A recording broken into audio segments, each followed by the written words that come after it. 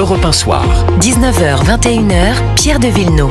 Et 10 ans après les attentats contre l'hypercachère par Amédi Koulibaly, je reçois le président du CRIF, Yonatan Arfi. Bonsoir. Bonsoir. Alors on dit la vérité sur Europe 1, et la vérité c'est que là, à 19h15 et des poussières, vous êtes pas du tout à Europe 1, vous êtes justement dans la soirée avec justement les différents protagonistes pour cette soirée d'hommage. Nous avons donc enregistré cette interview avant dans la journée. Yonatan Arfi, cette date symbole des 10 ans, d'abord, vous en tant que président du CRIF, vous en tant que juif de France, qu'est-ce que ça vous fait ? C'est une date qui fait mal. C'est une date qui fait mal parce qu'elle renvoie à un moment douloureux de l'histoire des Juifs en France. Un moment où on a été frappé dans notre chair, où s'est brisée une partie de la confiance qu'on avait dans l'avenir, une partie de la capacité à se sentir juif sereinement dans la société française.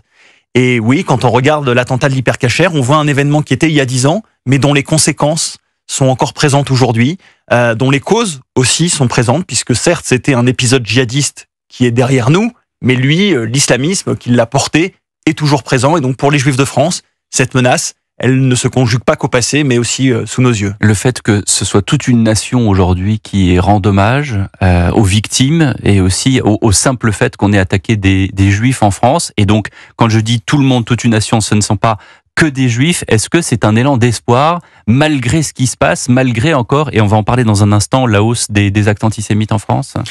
C'est un élément fondamental. Vous savez, pour les Juifs, ce qui a été le plus dur à vivre, ça a été la période entre 2012 et 2015, quand après l'attentat de l'école Otsara Torah à Toulouse, il n'y a pas eu d'élan de solidarité vis des Juifs de France. Il n'y a pas eu même, au fond, la conscience dans notre pays que notre pays avait été frappé. C'était comme si Toulouse avait été un attentat en France, mais pas un attentat contre la France. Avec l'hypercachère, parce qu'il y a eu en même temps Charlie Hebdo et Montrouge, eh bien les choses ont changé. Le 11 janvier, rappelez-vous cette manifestation avec des panneaux « Je suis Charlie, je suis policier, je suis juif ».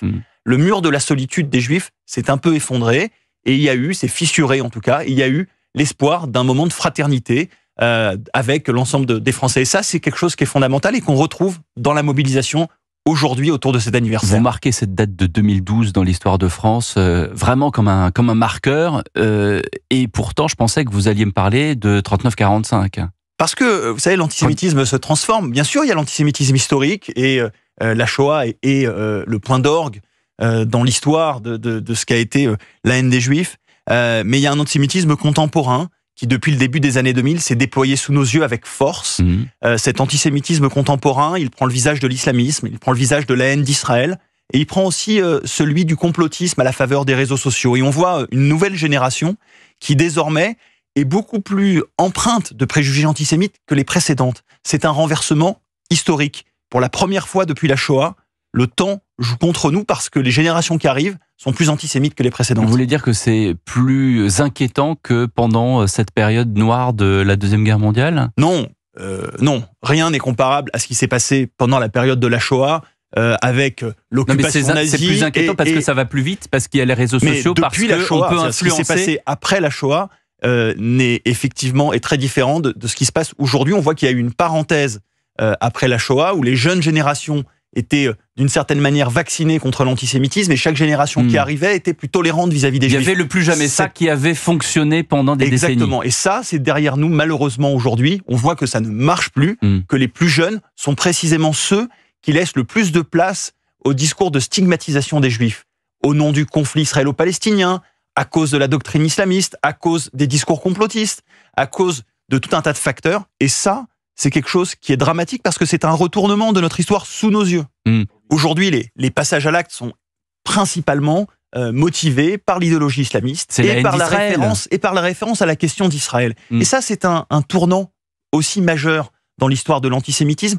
On a le sentiment qu'aujourd'hui, l'accusation de peuple génocidaire est en train de se substituer à l'accusation historique de peuple déicide. C'est au fond, dans les deux cas, fondé sur un mythe, et on vient rendre coupable l'ensemble des Juifs de faits et de crimes prêtés, soi-disant, à quelques-uns. Et ça, cette tâche-là qu'on est en train de vouloir poser sur les Juifs du monde entier et pour plusieurs générations, ça m'inquiète fondamentalement parce qu'on a mis 2000 ans à se défaire de l'accusation de peuple déicide. Il a fallu Vatican II. Je ne sais pas comment on fera aujourd'hui face à ceux qui veulent nous coller la tâche de peuple génocidaire. Quand Jean-Marie Le Pen est mort, vous avez été très prudent. Vous avez dit, n'oublions pas quand même les actes pour lesquels il a été condamné, pour antisémitisme. Ça n'est pas juste une opinion, c'est en l'occurrence la loi qui a dit qu'il avait été antisémite sur du rafour crématoire, sur le détail de l'histoire pour les chambres à gaz. Il y a un paradoxe dans Jean-Marie Le Pen.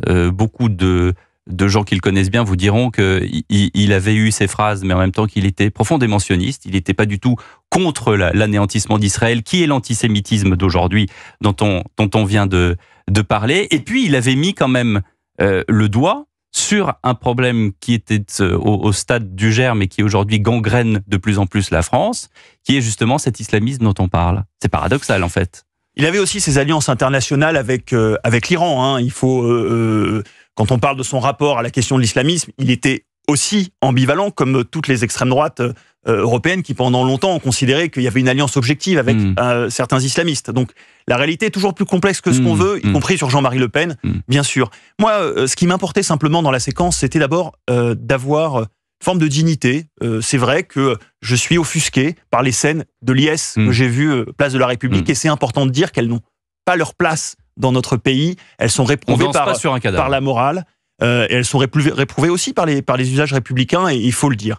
Mais j'essaye aussi de veiller à ce que, à la faveur de son décès, on n'entame pas un travail de réhabilitation de l'homme et de ses idées. Il faut être factuel et juste. Il y a eu des déclarations qui sont graves, elles ont été condamnées par la justice. Il a par ailleurs été celui qui a redonné, avec quelques autres, il n'est jamais seul, mais enfin, une forme de caution politique à l'antisémitisme, au racisme, au négationnisme dans le débat public, à un moment en France où il était peu présent. Donc il a une forme de responsabilité. Voilà. Il est temps aussi de passer à autre chose. Merci beaucoup, Jonathan Arfi, d'avoir été sur Europe 1 Soir.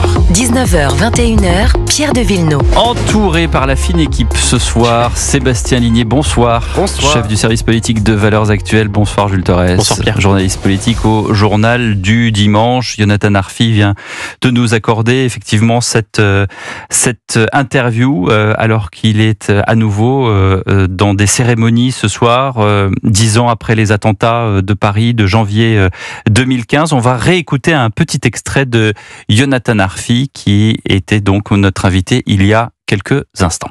C'est une date qui fait mal. C'est une date qui fait mal parce qu'elle renvoie à un moment douloureux de l'histoire des Juifs en France. Un moment où on a été frappé dans notre chair, où s'est brisée une partie de la confiance qu'on avait dans l'avenir, une partie de la capacité à se sentir juif sereinement dans la société française.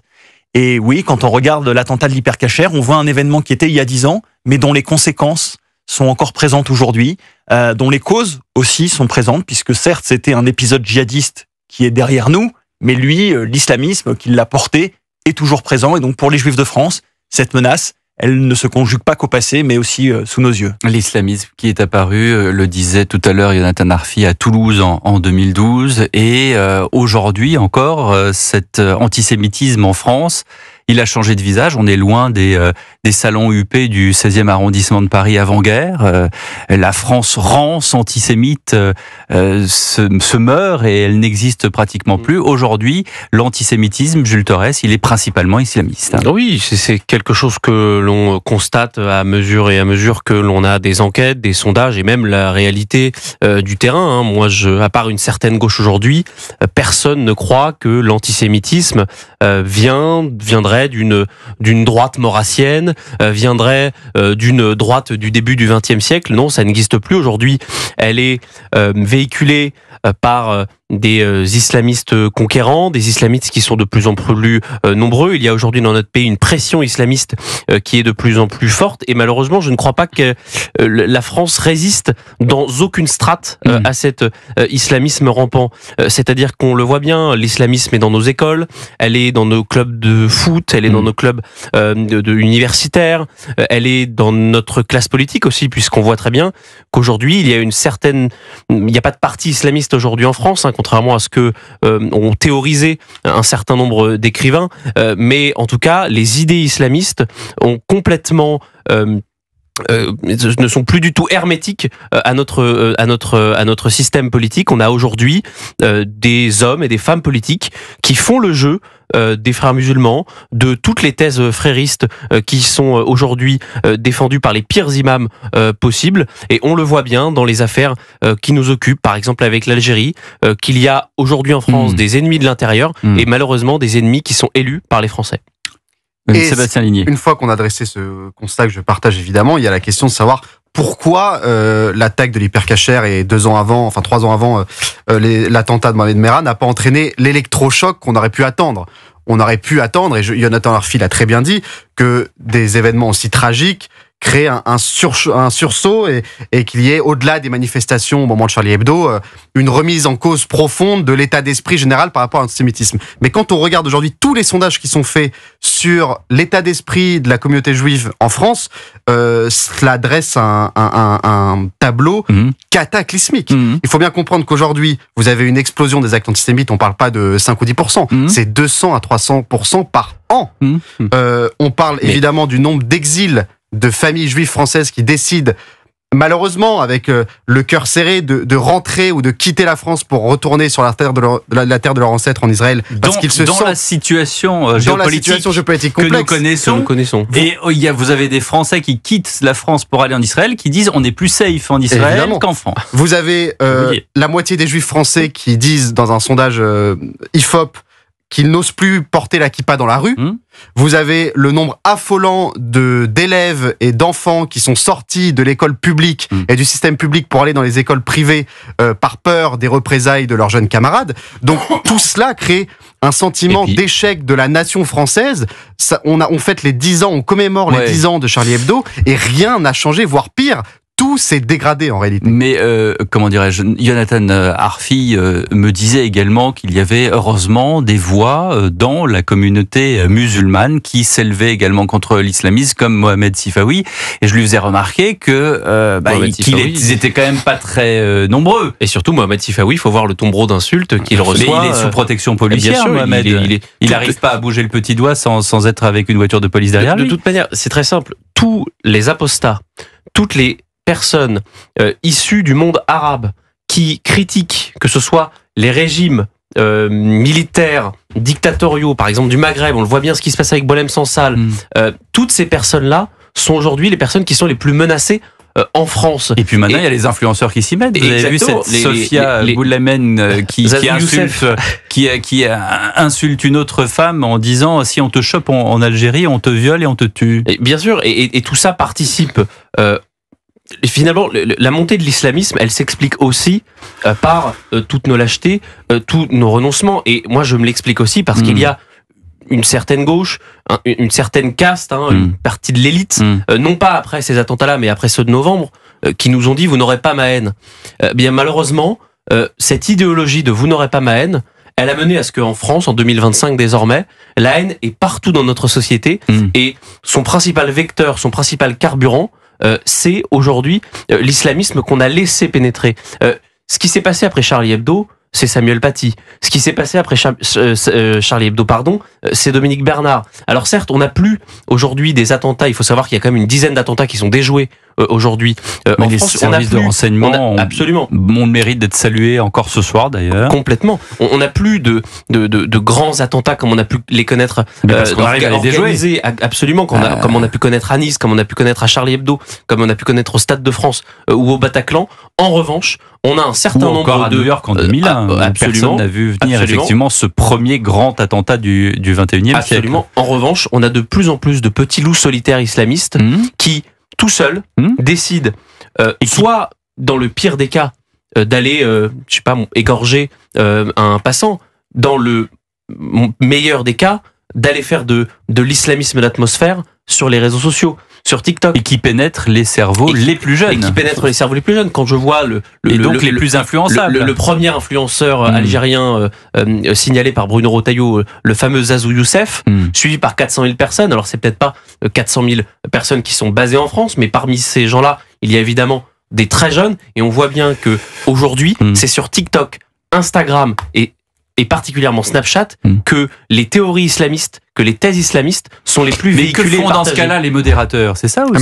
Mais c'est une vraie question parce qu'il faut savoir que c'est extrêmement compliqué. Vous prenez l'exemple TikTok, c'est un réseau social chinois qui a son propre règlement et ses propres règles. C'est extrêmement compliqué, même pour à l'échelle d'un État, on parle de superpuissance économique, de réussir à contrer ces multinationales. Vous prenez l'exemple d'un influenceur, il est arrêté. Très bien, pendant 24-48 heures. Mais pendant ce temps-là, rien ne vous assure que son compte ne puisse pas continuer à exister. Et même si, on en parlait récemment avec des experts de ces questions-là, ils vous expliquaient que finalement, c'est extrêmement facile dans la juridiction européenne aujourd'hui de recréer un compte qui a été précédemment fermé. Il suffit de changer d'adresse mail ou de changer de mot de passe, d'avoir quelqu'un qui vous file une autre carte d'identité. Donc en réalité, évidemment qu'il y a en surface, la première des préoccupations, c'est d'arrêter ces influenceurs. Mais il y a tout...